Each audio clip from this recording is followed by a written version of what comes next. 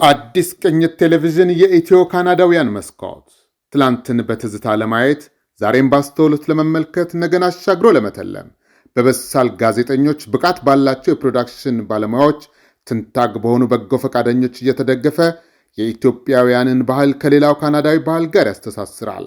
በምንኖርበት ምድረ ካናዳ ገጽታችንን በካርታ ላይ ያሰፍራል። አዲስ ቅኝት ቴሌቪዥን የእናንተው ማህበረሰባዊ ድልድይ ሆኖ ትላንትን ከዛሬ ዛሬን ከነገ ጋር ያስተሳስራል። የብዝሃነት መስኮት በሆነው የኦምኒ ቻናል በየቤታችሁ ይመጣል። አዲስ ቅኝት የኢትዮ ካናዳውያን መስኮት።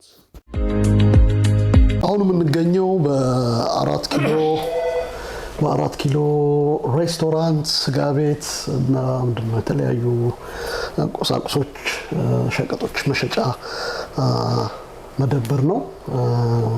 በተለይ ሬስቶራንቱ በቅርብ ጊዜ የተከፈተው ጥሩ ቆንጆ ነው፣ ሰፊ ነው፣ የተመቸ መቀመጫ አለው። ፈቃደኛ ሆኖ ቦታውን ስለፈቀደልን መንግስቱንም አራት ኪሎንም ልናመሰግን እንወዳለን። እንግዲህ አዲስ ቅኝት የቴሌቪዥን ፕሮግራም አንደኛ ዓመቱን በቅርቡ በኦገስት 29 በይፋ ያከብራል። በ515 ብሮድቪው አቨኑ አንደኛ ዓመታችንን ስናከብር እንግዲህ እንድትገኙ ሁላችሁም ተጋብዛችኋል። ዛሬ እንግዳይ አድርጌ ያቀረብኩት ዮሱፍን ነው። ዮሱፍ ማን ነው፣ በምን ምክንያት ተገናኘን የሚለውን በዝርዝር እመጣበታለሁ። ግን ዮሱፍ ወደ ዝርዝሩ ከመግባታችን በፊት እንደው ስለ ውልደት ስለ እድገት እንደው ባጭሩ እንድትነግረን እፈልጋለሁኝ። አይኖ ተወዳጇ ሐረር ከተማ ጋር ግንኙነት እንዳለ ወይም እንደተወለድክ እዛ ናቸው። ስለዚህ ትነግረኛለህ፣ የት ተወለድክ፣ እንዴት ወደ ካናዳስ ልትመጣ ቻልክ? እንደው ሰው በመጀመሪያ ገዛኸኝ በአዲስ ቅኝት ቴሌቪዥን ላይ ተገኝቼ ይህንን ጨዋታዎች እንድንጫወት ፈቃደኛ ስለሆንክ በጣም አድርጌ አመሰግንሃለሁኝ። እንዲሁም ደግሞ በዚህ ቦታ ላይ ተገኝተን 4 ኪሎ ስጋና ሬስቶራንት ተገኝተን ይህንን ጭውውት እንድናደርግ ለፈቀዱልን ለአቶ መንግስቱና እንዲሁም ለፋንትሽ በጣም አድርገን ከልብ እናመሰግናለን። ይህን ካልኩ በኋላ ስሜ ዩሱፍ አብዱል መናን እባላለሁኝ።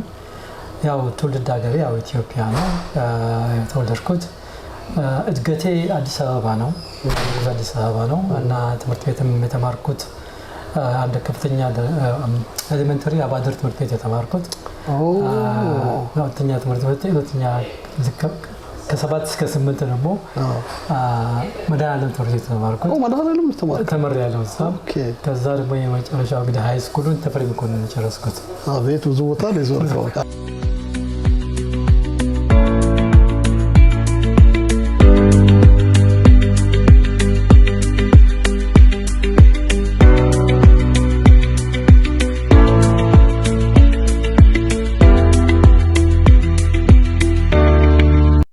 ዮሱፍ በመርካቶና ኳስ ሜዳ አካባቢ ተወልዶ አድጎ ለትምህርት በስኮላርሺፕ ወደ ጣሊያን ሄዶ በመጨረሻ ላለፉት 30 ዓመታት በላይ ኑሮውን በካናዳ ቶሮንቶ እንዳደረገ ቀደም ሲል ሰምተናል። ሩጫን በህይወቱ ላጋጠመውና ፈታኝና አስጨናቂ ወቅት ማምለጫ ያደረገው ዮሱፍ አሁንም ድረስ ሩጫን ሆቢው አድርጎ በበርካታ ታዋቂ የሰሜን አሜሪካ ማራቶኖችና ውድድሮች ላይ ሮጧል።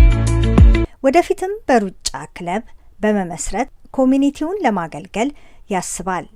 ከዮሱፍ ጋር በቶሮንቶ ዳንፎርስ ጎዳና በሚገኘው 4 ኪሎ ስጋ ቤትና ሬስቶራንት ተቀምጠን ብዙ አውግተናል።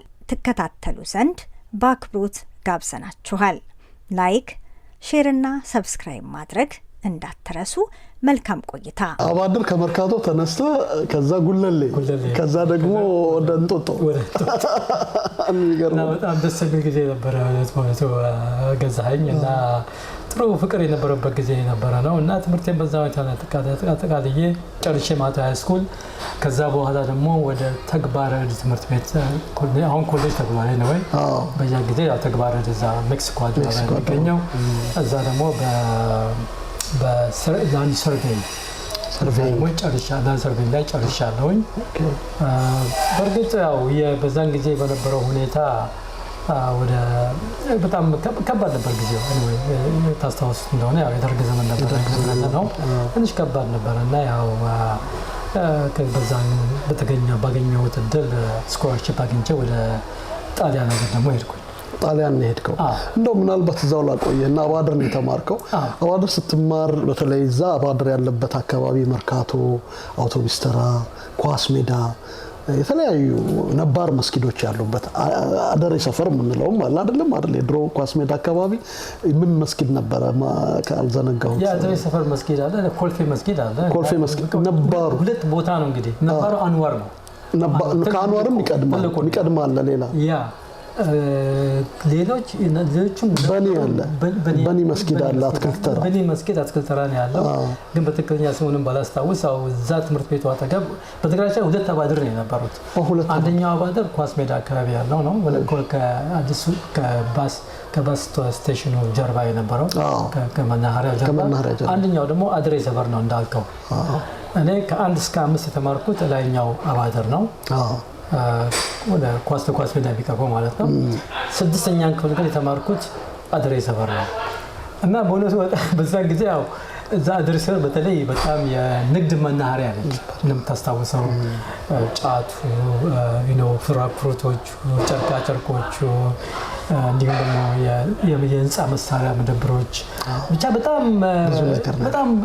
ብዙ እንቅስቃሴ የነበረባት አካባቢ ነች እና ምረሳው አይደለም በእውነቱ። እሱ ከናም ትምህርት ቤቱ የነበረው ከመንገድም ወደ ውስጥ ገባ ብሎ ነበረ እና ያው 1 ዓመት ላይ ነው እስከ 6ኛ ክፍል ድረስ ነው። ያው ግን ያን ያነሳው ለምንድን ነው የሐረርን ስሜት የሚያመጣል ሰፈሩ ልክ ነው።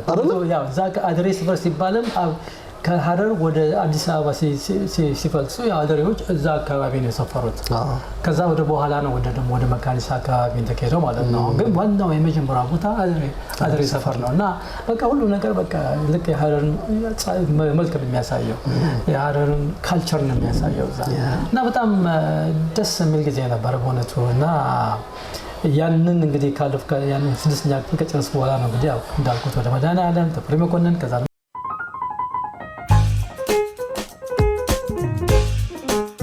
ያደሬ ሰፈር ቆይታን ጨርሰ ጣሊያን ሄድክ፣ ቋንቋ ተማርክ። በጣሊያንኛ እንዴት ነው ሰላምታ? ለምሳሌ እኛ እኮ በጣሊያን ተገዝተን ቢሆን ኖሮ ይሄኔ ጣሊያንኛ ነበር ጆርኖ ነበር አይደል? አያቴ ይናገራሉ ጣሊያንኛ ይናገራሉ። እና ምንድነው በጣሊያንኛ ጀነራሊ አንድን ሰው ሰላም ለማለት ቻው ነው የምትለው። ቻው ባይገርም ሁለቱም ስትሄድም ስትቀበለው ስትሄድም ስታገኝም ቻው ትላለህ፣ ስትለይም ቻው ነው የምትለው። ግን በደንብ በቋንቋ ለመናገር ካስፈለገ እኛ ግን የምንረዳው እንደሱ አይደለም። እኛ ስንለያይ ብቻ ነው ስንለያይ ነው ቻው የምንለው። ኤግዛክትሊ። ግን በሁለቱም ነው የሚሄደው። ግን በትክክለኛው ሰላምታ እናቀርብ ካልን ጠዋት ሲሆን ቦንጆርኖ ትላለህ፣ እንደምን መልካም ጠዋት እንደማለት ነው። ቦንጆርኖ ነው። ከዛ ቦን ፖመሪጅ ይባላል። ከዛ ደግሞ ቦነሴራ ይባላል። ደግሞ ሲሆን ሴራ ማታ ነው እና እንደዛ ነው የሚባለው በትክክለኛው አነጋገር ማለት ነው። ግን ያው ሰው የሚቀለው ያው ቻው ነው፣ የተለመደ ነው። በሁለቱም እንግዲህ ይላል ማለት ነው። ቋንቋውን ያው በስንት በርግጥ ከባድ ነበረ በጣም። ዩኒቨርሲቲ ባለ የሄድኩት ትሬስቴ የምትባል ከተማ ነው። ትሬስቴ ትባላለች። አድሪያቲክ ሲ ላይ ነው ያለችው።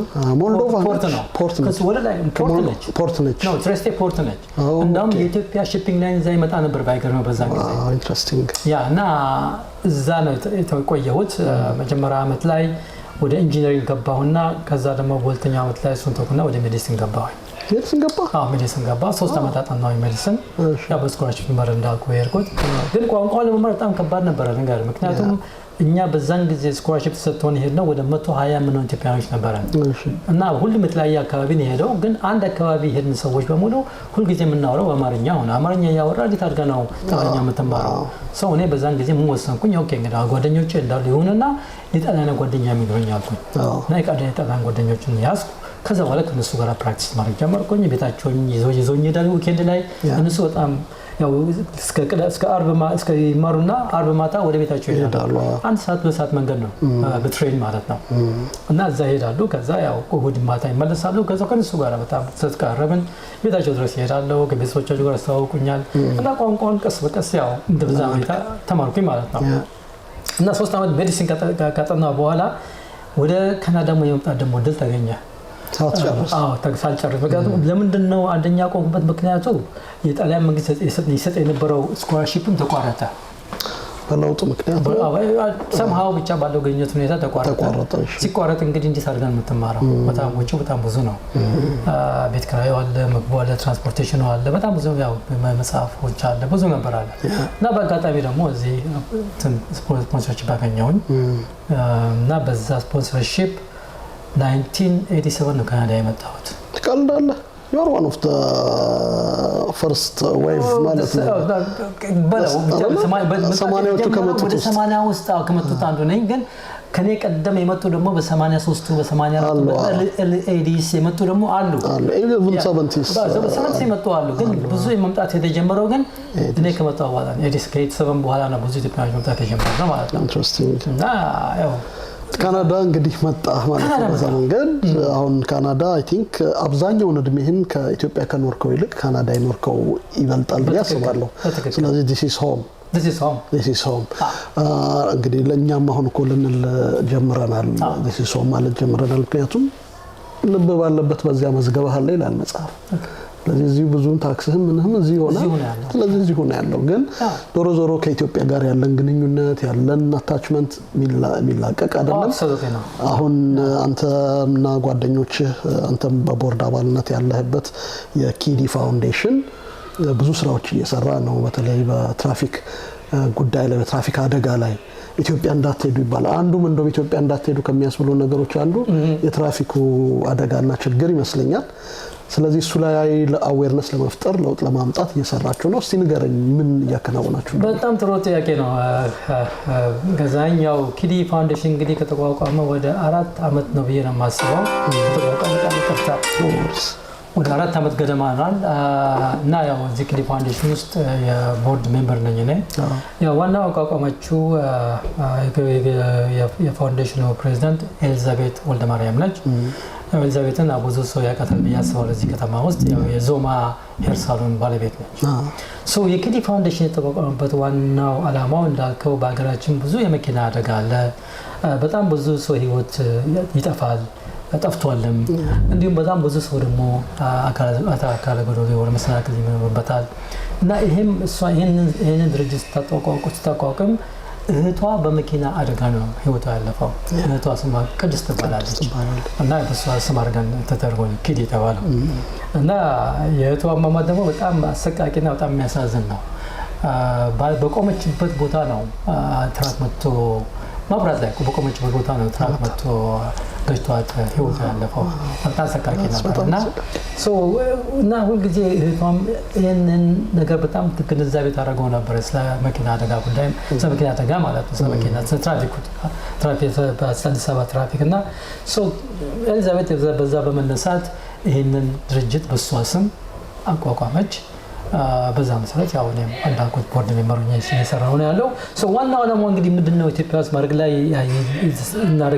የምናደርገው ያደረግናቸው ነገሮች ማድረግ ላይ ያለ ነው አንደኛው ፕሪቬንሽን ነው አንድ አደጋ ከመድረሱ በፊት አንድ ነገር ከመከሰቱ በፊት መጥንቃቄ እንዲደረግ ፕሪቬንሽን ያንን እንዴት ነው የምናደርገው አሁን የጀመርነው ነገር ምንድነው በትምህርት ቤቶች ተማሪዎችን ማስተማር ኤጁኬት ማድረግ early childhood education ለነሱ መስጠት እንዲሁም ደግሞ ኮሚኒቲ አዌርነስ እናደርጋለን በየሰፈሩ በየአካባቢው በየአደባባዩ ስለ ትራፊክ ሴፍቲ ስለሱ ደግሞ አዌርነስ እና እያደረግን ያለ ነው እንዲሁም ደግሞ ሮድ ሴፍቲ ለርኒንግ ማቴሪያል እንዲሁም ደግሞ ሌላ አንዳንድ ማቴሪያሎችን ፕሪንት እያደረግን ስለ ጥንቃቄ ስለ መንገድ ሳይኖች እሱን ጽሁፎችም አሉ ብዙ አይነት ጽሁፎች አሉ እሱን ያተምን ለሰውን ማስተማሪያ እንዲሆን ብሮሸሮችም ጭምር እየሰጠን ህብረተሰቡ ጥንቃቄ እንዲያደርግ ነው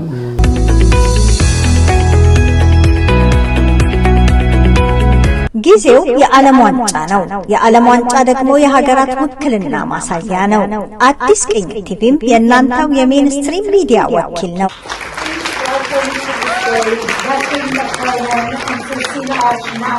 በቅርቡ ምርጥ የኮሚኒቲ ቴሌቪዥን ተብሎ የተሸለመው አዲስ ቅኝት ቴሌቪዥን በታላላቅ የካናዳ ጋዜጠኞች አድናቆት ተችሮታል። የኢትዮጵያውያን ባህልና እሴትም ከሌሎች ካናዳዊ ቋንቋዎችና ባህሎች ጋር በየሳምንቱ በየቤታችሁ ይደርሳል።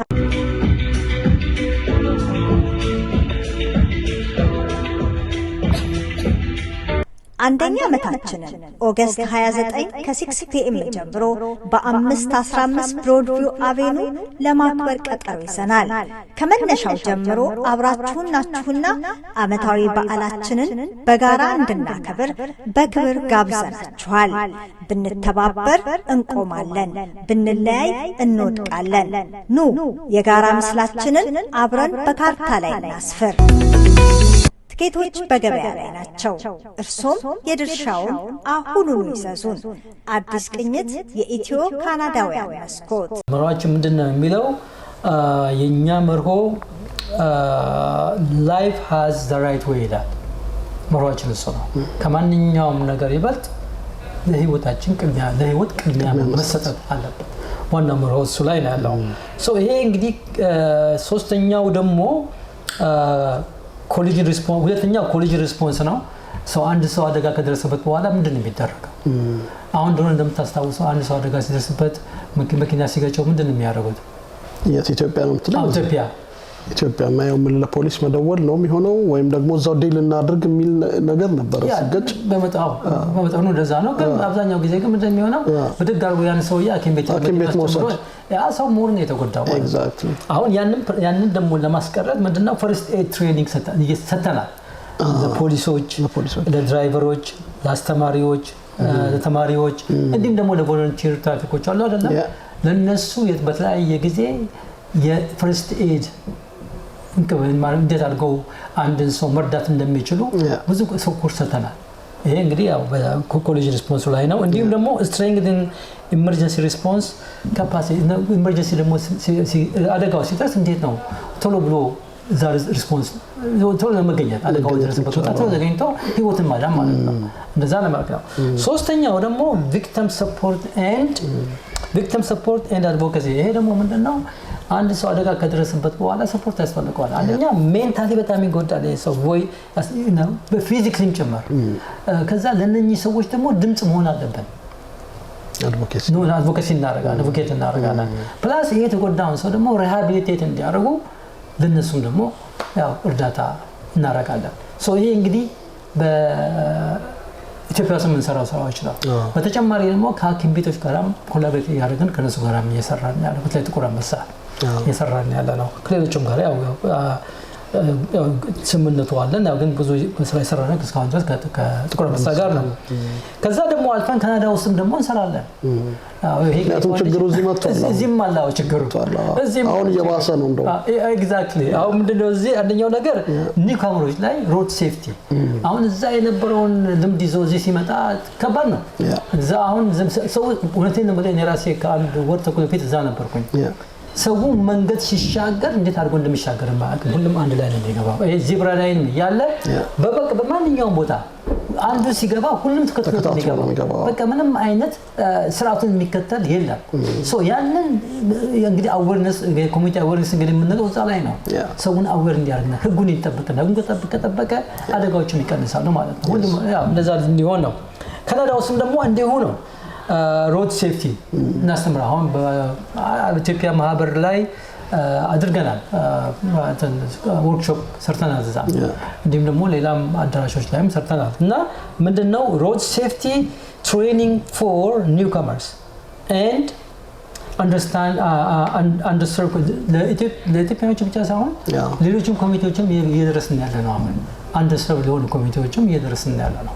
እንደዚያ እያደረግን ያለ ነው እና እንዲሁም ደግሞ ከሚኒስትር ኦፍ ኦንታሪዮ ሚኒስትር ኦፍ ትራንስፖርቴሽን እና ከቶሮንቶ ፖሊስ ስቴሽን ሰርቪስ ጋር ፓርትነርሺፕ ፈጥረናል። አሁን ከነሱ ጋርም አብረን እየሰራን ያለው አሁን በተለይ የትራፊክ ህግ በተመለከተ ከቶሮንቶ ፖሊስ እየመጡ ትምህርት ይሰጣሉ። እንዲሁም ደግሞ ሚኒስትር ኦፍ ትራንስፖርቴሽንም እንደዛ አዌርነስ እየመጡ ይነገራሉ እና ብዙ ስራዎች እዚህም እየተሰራ ነው ያለው ማለት ነው።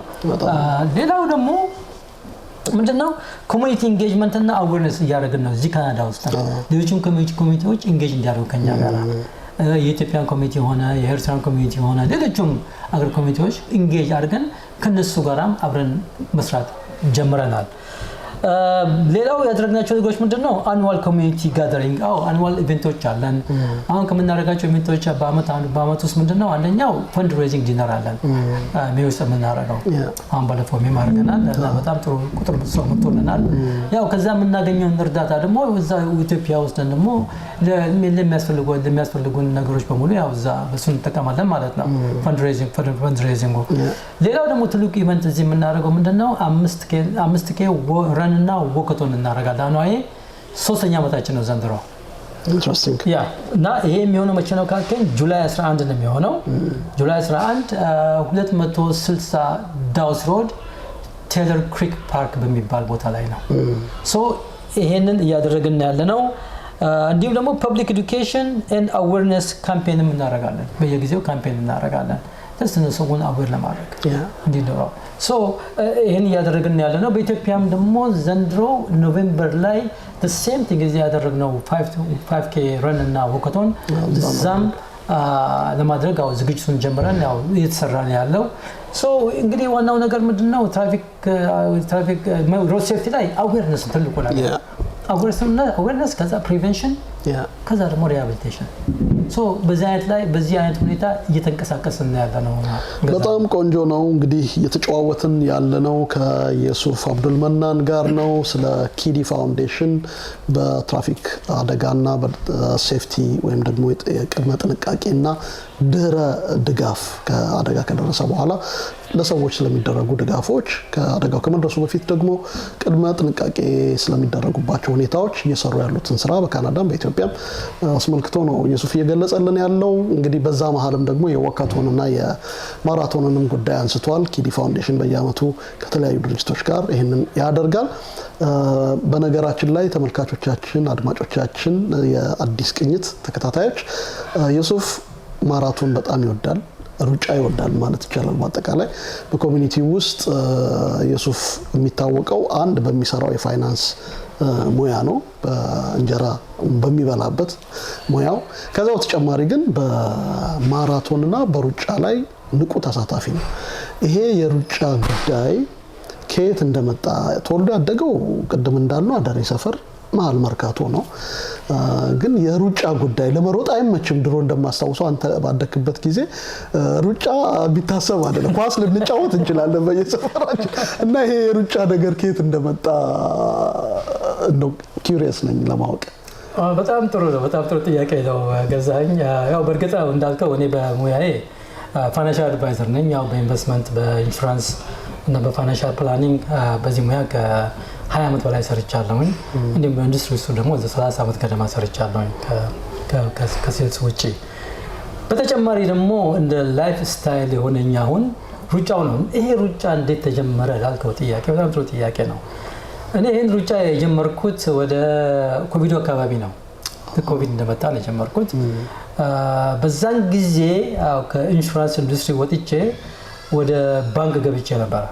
as a financial advisor ለአንድ ባንክ ወደ 3 ዓመት ተኩል ገደማ ሰርቻለሁ። ጥሩ ነበር ስራው።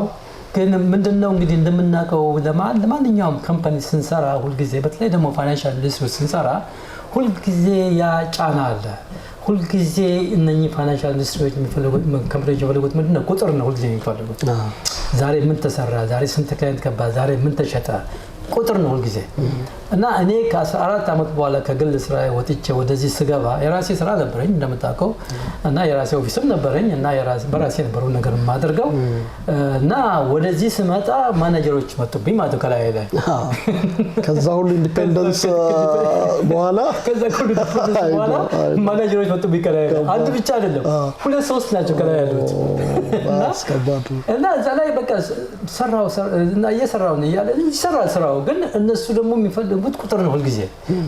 እኔ ደግሞ በባህሪና ባለኝ ኤክስፒሪየንስ አንድን ሰው ስለ ፋይናንስ ጉዳይ ስለ ኢንቨስትመንትም ሆነ ስለ ኢንሹራንስም ሆነ ስለ ባንኪንግም ሆነ አንድን ፕሮዳክት ከመግዛቱ በፊት መጀመሪያ የዛን ፕሮዳክት ጥቅሙ ምንድነው ጉዳቱ ምንድነው ማወቅ አለበት።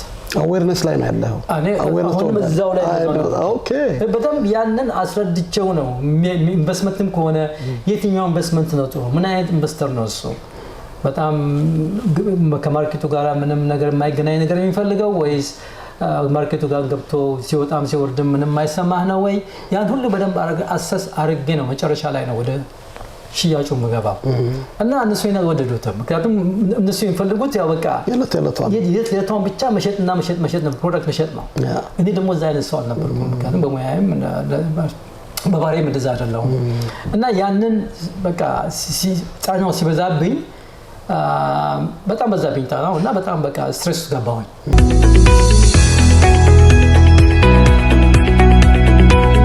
የአዲስ ቅኝት ቴሌቪዥንን አንደኛ ዓመት ምክንያት በማድረግ በተክለ ሚካኤል አበበ ሕግ ቢሮ ሸላሚነት የሚካሄደው የሥነ ጽሑፍ ውድድር የመጨረሻ ተወዳዳሪዎችን ነይቷል።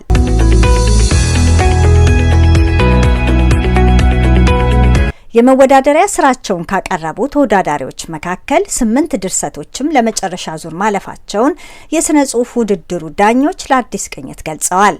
የሥነ ጽሑፍ ሳሎን መስራቾች ከተክለ ሚካኤል አበበ ታስሎ ተቋም ጋር በመተባበር ለአዲስ ቅኝት ቲቪ አንደኛ ዓመት ባዘጋጀው በዚሁ ውድድር 35 ተወዳዳሪያን በተገደበው ጊዜ ስራቸውን ያቀረቡ ሲሆን መስፈርቱን ያሟሉት ውድድር ውስጥ ተካተዋል። አጭርና የአጭራጭር ልቦለድ የአጻጻፍ ሕግና ደንብ ተከትለው እንዲጽፉ በሚጠይቀው በዚህ ውድድር ግጥሞችና ወግ የጻፉ ተወዳዳሪዎች የውድድሩን ሕግ ባለማሟላታቸው ከውድድር የወጡ ሲሆን ቀሪዎቹ ለውድድር ተለይተዋል።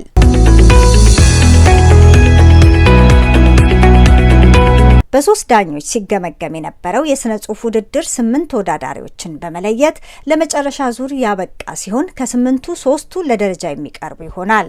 ይህም የአዲስ ቅኝት ቴሌቪዥን አንደኛ ዓመት በሚከበርበት ዕለት ማለትም ኦገስት 29 ቀን 2026 በ515 ብሮድቪው አቬኑ ቶሮንቶ ውስጥ ይፋ ይሆናል ተብሏል። አንደኛ ለሚወጣ ተወዳዳሪ የ50,000 ብር ሽልማት በሚያጎናጽፈው በዚህ ውድድር ከፍተኛ ፉክክር የታየ ሲሆን ተወዳዳሪያን ለሰጡት ፈጣን ምላሽ የአዲስ ቅኝት ቲቪና የሥነ ጽሑፍ ሳሎን መስራቾች ምስጋና አቅርበዋል።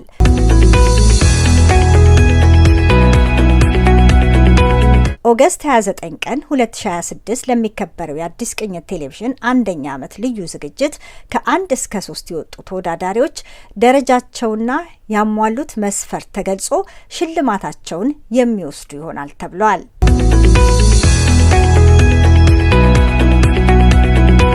በዛን ጊዜ በጣም ስትሬስፉል ነበር ስራው በተለይ ደግሞ ኮቪድ ጊዜ ደግሞ አስበው እንዴት እንደነበረ ራሱ የኮቪድ ራሱ ሰውን ስትሬስ አድርጎታል በዛ ላይ ደግሞ የስራው ደግሞ ሲጨመርበት ሞር ስትሬስ ትገባለህ ማለት ነው እና በዛን ጊዜ በቃ ምን አደረኩኝ ስትሬስ ሊወሰድኩኝ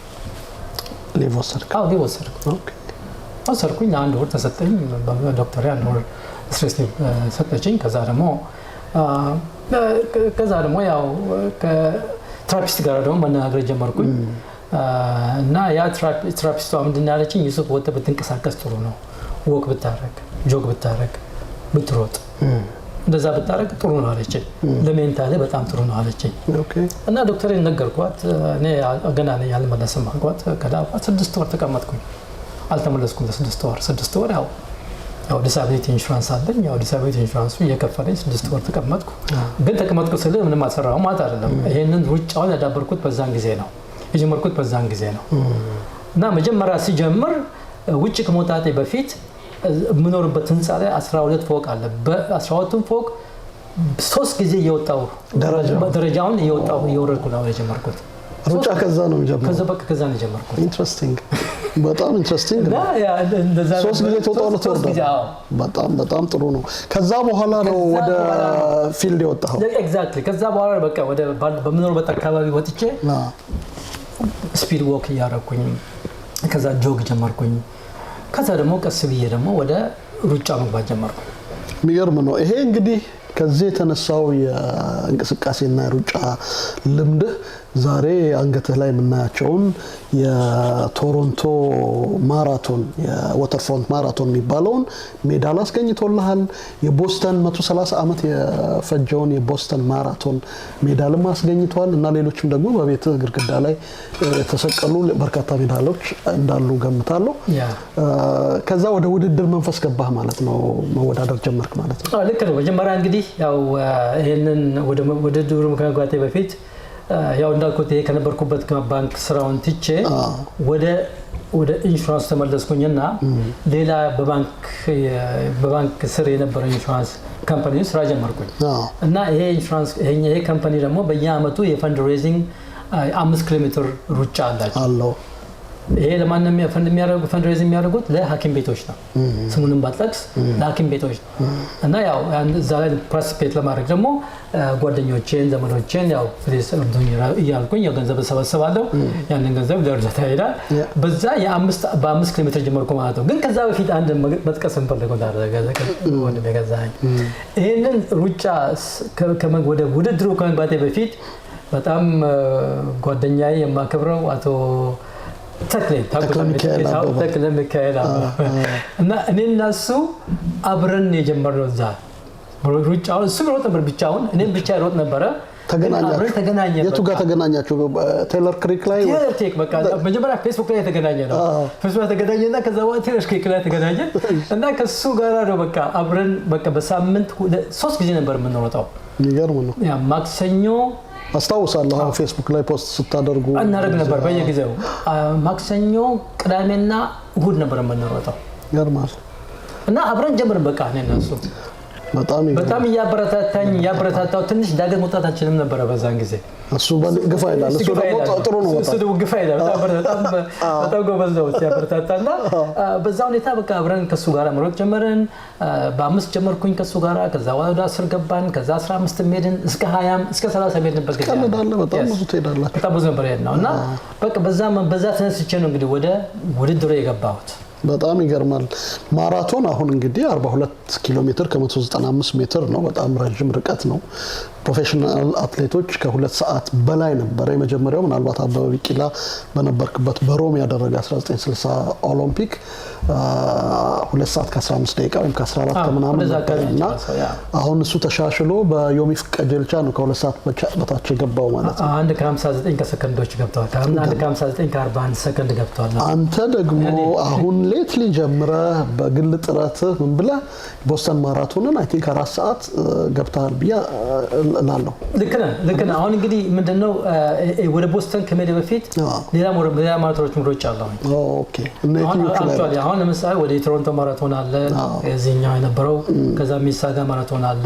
ግን ከዛ በፊት ደግሞ ሃፍ ማራቶን ደግሞ 7 ጊዜ ሮጬ አለሁ። ሃፍ ማራቶን 7 ጊዜ ሮጬ አለሁ። 21 ኪሎ ሜትር ማለት ነው። 21.2 ኪሎ ሜትር ነው። 21.1 ኪሎ ሜትር እሱ ማራቶን 42.2 ኪሎ ሜትር ነው። እሱ 42 ነው እና የቦስተን ለማራቶን ለመሮጥ ኳሊፊኬሽን ያስፈልጋል። ዝም ብለህ ማንም ሰው ሄዶ የሚሳተፍበት አይደለም።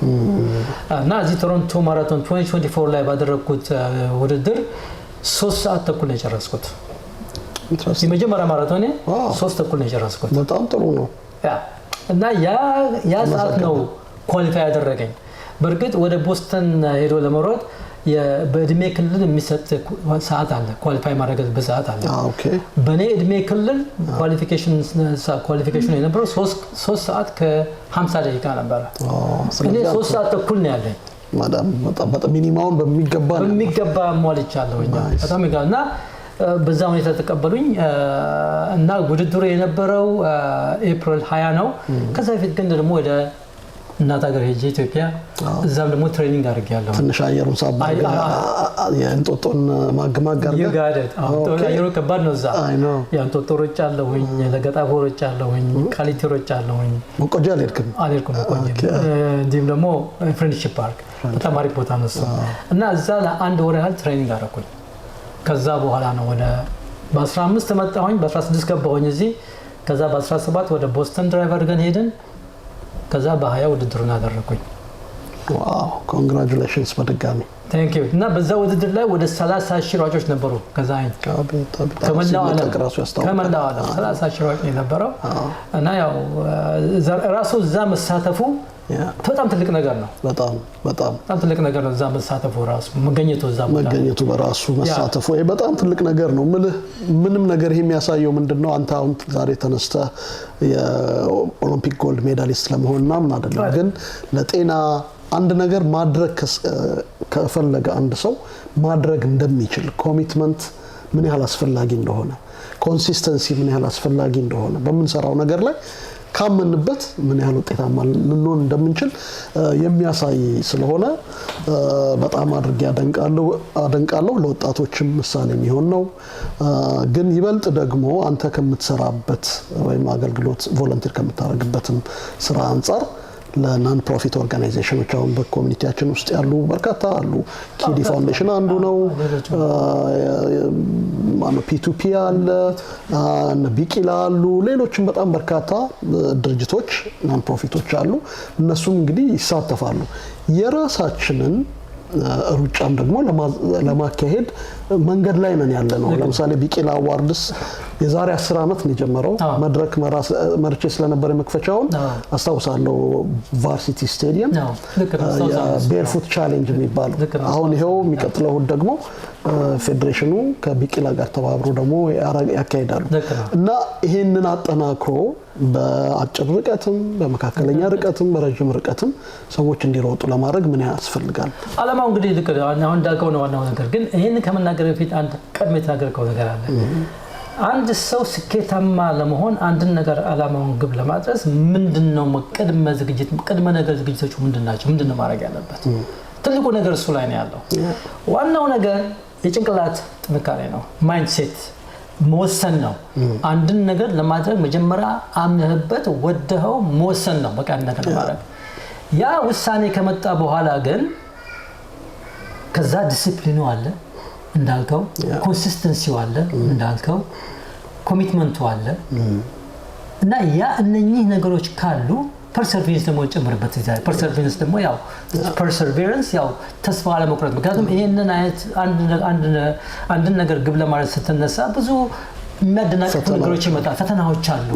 እነኛ ፈተናዎች አልፈ መሄድ መቻል አለበት፣ ፐርሰቨር ማድረግ አለበት። ሶ እነኚህን አራቱን ነገሮች ይዞ የተነሳ ሰው ሩጫ ብቻ አይደለምና በህይወቱ ራሱ ለሚያደርጋቸው ነገሮች በሙሉ ስኬታማ ይሆናል። ፐርፌክት። ይሄ ነው የዕለቱ መልእክታችንም ይሄው ነው። ይሄ ለሁሉም ሰው በድርጅትም ይሁን በግለሰብም ይሁን የምንሰራውን ነገር መጀመሪያ አላማዎችን ለይተን ማወቅ፣ ከዛ ደግሞ ለዛ አላማ የሚያስፈልገው እንዳልከው ኮሚትመንቱን፣ ኢንዱራንሱን፣ ዲሲፕሊኑን አሟልቶ ለዛ ግብ መድረስ። ይሄ ነው ለኮሚኒቲያችንም ለወጣቶቻችንም ለሁሉም ሰዎች ያለን መልእክትና የሱፍ አይ ቲንክ በዚህ በጣም ልትመሰገን ይገባል። ሆፕፉሊ ሰዎች መልእክታችንን ያገኙታል ብለን እናምናለን። የአዲስ ቅኝትም አላማ እንዳንተ ያሉ በኮሚኒቲ ውስጥ አስተዋጽኦ ያደረጉ ስኬታማ የሆኑ በተሰማሩበትና በሚያከናውኑት ጉዳይ ላይ ውጤታማ ስራ ያደረጉ ሰዎችን መልሶ ኮሚኒቲው እንዲያያቸው ከነሱ እንዲማር ማገዝ ነውና የሚዲያችን አላማ ተገኝተ ይሄን የመሰለ ጨዋታ እንድንጫወት ፍቃድ ስለሆነ በጣም አድርጌ አመሰግናለሁ። 4 ኪሎ ሬስቶራንትና ስጋ ቤት በድጋሚ ላመሰግን ወዳለው በአዲስ ቅኝት ስም። ሆፕፉሊ መጨረሻ መልእክት ካለ ማስተላለፍ ያለበት አንድ እድል ልስጥ። ያ ምንድነው? በመጀመሪያ በጣም ገዛኝ አመሰግናለሁ አንተ ይሄን እድል ስለሰጠኸኝ። መጥቼ ያው በምን ከየት የት እንደርሼ ምን ላይ እንዳለው ይሄ ማለት ሰፋ ያለ ወደ ውይይት ማድረጋችን ህብረተሰባችን ብዙ ነገር ይማራል ብዬ አስባለሁ። ያው በተጨማሪ አንተም እንዳልከው የ4 ኪሎ ባለቤቶች መንግስቱና ፋንዲሽን ለዚህ ይሄንን ቦታ አመቻችተው ስለፈቀዱልን እዚህ ጋር መተን ትንፍርንት እናደርግ ስለፈቀዱልን በጣም አድርገን እናመሰግናለን። እኔም አመሰግናለሁኝ። ያው በተረፈ እንግዲህ ዋናው መልእክቱ ምንድነው? አሁንም ስንኖር መጀመሪያ ስንኖር ምንድነው ማወቅ ያለብን? ለምንድነው የምኖረው? ምክንያቱም ሁሉም ሰው አንድ ነገር ይኖረዋል። ስኖር እንዴት ነው ኑሮዬን ዝም ብዬ ቀን በቀን ለመኖር ነው የምኖረው ወይስ አላማ አለኝ? ለምኖርበት አላማ አለኝ? ዋናው ነገር በተለይ አሁን ለሚመጡት ማስተላለፉ ነገር ምንድነው ቢኖር ምንድነው መልእክት ዓላማ ይኑራቸው ነው ማለት ነው። ምንም አይነት በቀላሉ የሚመጣ ነገር የለም። in life there is no shortcut የሚባል ነገር የለም። ተክተን ግረን ደክመን ወድቀን ተነስተን ነው ሰክሰስ መሆን የምንችለው። በአንድ ጊዜ ተመቻችቶ የሚሰጥ ነገር የለም። ስለዚህ መጀመሪያ ዓላማ ይኑራቸው ነው ማለት ትልቁ ነገር እሱ ነው። ያ ዓላማ ካለ ግን ዓላማው ካለ ምንድነው ፕላኑን ማዘጋጀት ነው። ይሄንን ከዚህ ጋር ተነስቼ ከፖይንት ኤ ተነስቼ እስከ ፖይንት ቢ እንዴት አድርጌ ነው የምደርሰው? ቀጥታ መስመር ነው? ዳገት ነው? ውጣ ውረድ ነው? ይሄን ሁሉ ማወቅ አለብኝ፣ መገመት አለብኝ። በዛ መሰረት ነው እንግዲህ ዓላማዬን ፕላንን ማዘጋጀው ማለት ነው። እንደ መንገዱ ሁኔታ ማለት ነው፣ እንደ መስራቱ ስራዎች ሁኔታ ማለት ነው። እና ይሄ ነው እንግዲህ እኔ ማስተላለፈው መልእክት። ማንኛውም ሰው ከኔ ጋር ለመገናኘት እና አንዳንድ ሀሳቦችን ከኔ ጋር ለመነጋገር የሚፈልግ ሰው ካለ በጣም የት ነው መገኛ ፋይናንስ ላይ እንደምትሰራ አውቃለሁ። እዚህም ኦፊስ አሁን በቅርቡ ከዚሁ 4 ኪሎ አካባቢ እንደሚኖርህ አዲስ ኦፊስ እንደሚኖርህ አውቃለሁና ንገረን እስቲ። ያው እንግዲህ አሁን በቅርቡ ጊዜ በቅርብ ስንል ወደ መጪው ሳምንት አካባቢ ኦፊሻሊ ኦፊሴን ከፍታለሁኝ። አድራሻው 2017 ዳንፎርት አቨኒው ነው። ከ4 ኪሎ በጀርባ በኩል በውስጥ ላይ ማለት ወደ ላይ ማለት ከ4 ኪሎ ከሱቁ ወደ ላይ ማለት ነው። በአንድ ትንሽ መንገድ አለች። ከዛው አካባቢ ነው ያለው ኦፊሴ እና መጣችሁ እዛም ልታገኙ ይችላላችሁ። እንዲሁም ደግሞ ስልክ ቁጥሬም አለ 4169482163 ነው። ለማንኛውም ጥያቄ ካላችሁ ሀሳብ መለዋወጥ ከፈለጋችሁ ስለ ዓላማችሁ መናገር ከፈለጋችሁ ኤኒታይም ደውላችሁ መገናኘት እንችላለን።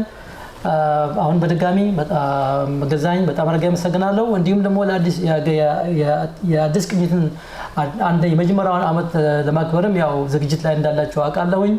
እኔም ከጎናችሁ ነኝ። ማድረግ የምችለው ነገር በሙሉ ማድረግ ተባበራችኋለሁ። ለዛ ሰው ይበለን፣ ለዛ ያድርሰን እና ኮንግራቹሌሽን ላሃለሁኝ። ታንክ ዩ ሱፌ።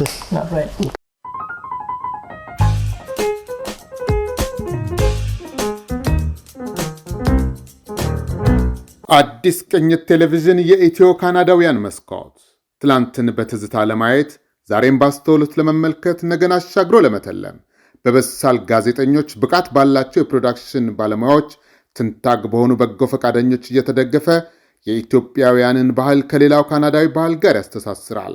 በምንኖርበት ምድረ ካናዳ ገጽታችንን በካርታ ላይ ያሰፍራል። አዲስ ቅኝት ቴሌቪዥን የእናንተው ማህበረሰባዊ ድልድይ ሆኖ ትላንትን ከዛሬ ዛሬን ከነገ ጋር ያስተሳስራል። የብዝሃነት መስኮት በሆነው የኦምኒ ቻናል በየቤታችሁ ይመጣል። አዲስ ቅኝት የኢትዮ ካናዳውያን መስኮት